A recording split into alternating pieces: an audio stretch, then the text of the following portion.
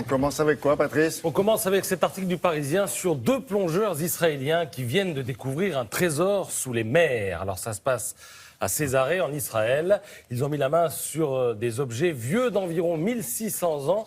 Alors, il semblerait que ce soit les vestiges de la cargaison d'un navire marchand qui s'est sans doute brisé contre la digue à l'époque. Alors, ce sont essentiellement des objets en bronze, des fragments de statues, des robinets, des lampes, tout un tas d'objets dont les spécialistes estiment qu'ils étaient destinés à l'époque au recyclage. C'est-à-dire que quand on considérait que ces objets étaient désuets, on les faisait fondre, mais 1600 ans après, eh bien, ces objets ont une valeur inestimable. On a même trouvé des milliers de pièces. Vous allez voir comment elles sont agglomérées les unes aux autres. Ah ouais.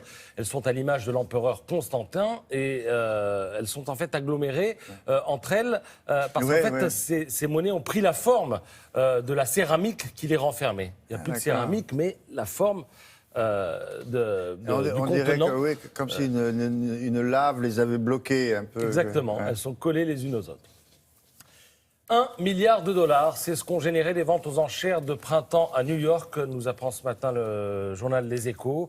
Alors, à New York, ce sont des ventes centrées essentiellement sur l'art moderne, le contemporain et l'impressionnisme.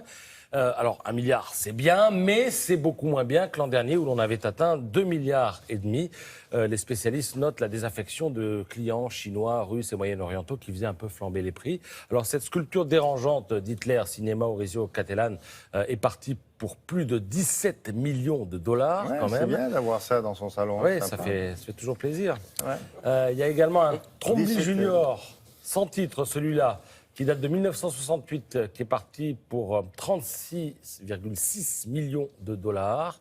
Les collectionneurs de 34 pays ont enchéri lors de cette vente. Et puis vous avez ce tableau intitulé Star for Patti Smith, de Brice Marden, qui est parti à près de 6 millions de dollars. Tout ça est dans les Échos ce matin. Regardez votre main, William. Vous avez 1, 2, 3, 5 doigts. Aimeriez-vous avoir un 6e doigt? Oui. Eh bien, figurez-vous que c'est possible. Je ne peux pas vous le cacher depuis longtemps. C'est possible à la lecture des Échos ce Et matin. la question, c'est pourquoi faire? Eh bien, vous allez comprendre. Vous savez qu'il existe pour l'instant un casque de réalité virtuelle.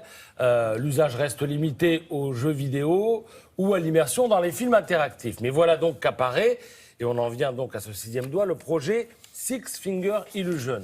C'est-à-dire qu'on montre aujourd'hui qu'on peut aller plus loin et tromper le cerveau sur la perception de notre propre corps. Le principe est simple, vous mettez un casque, l'utilisateur, c'est-à-dire vous, voit l'environnement tel qu'il est, sauf que quand il regarde sa main droite, il ne voit pas 5, mais 6 doigts.